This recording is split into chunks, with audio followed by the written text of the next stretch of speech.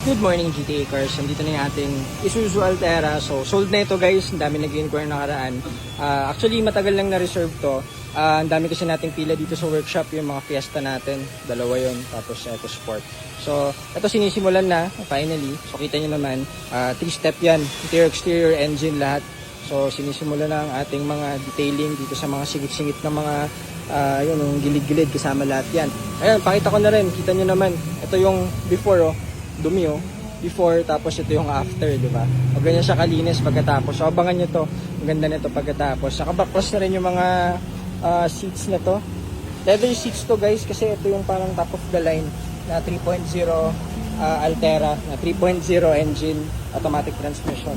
So sa loob ay nakabaklas na yung mga over time siguro matagal nang hindi na detail to, kaya sigurado pagkatapos ang ganda nito guys. Yun, mga beige yung beige yung ilalim. So kapag nalinis yan, babalik yan sa parang brand new condition niya. Kahit yung mga actually headliner, very presentable pa, pero puputi ulit yan pagkatapos. So abangan nyo to. 7-seater Isuzu. Ang ganda, walang mga scratches dito. Minor wear and tear, minor scratches lang naman yung issues na to. Pero very presentable. Kita nyo yung mga steering kompleto intact. Leather wrap na steering wheel na rin. Aircon napakalamig. Tapos may mga wood trimmings. All stock to guys, original yan, top of the line. Ayun, kaya ang ganda. Parang premium look. Leather, walang mga punet, kaya ayos.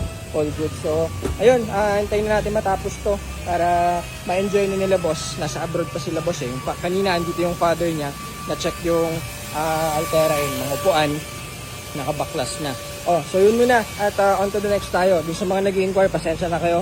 Sold na itong Isuzu Altera natin na 7-seater. Meron pa naman tayong mga other options doon. May Fortuner tayo, Trailblazer, Everest.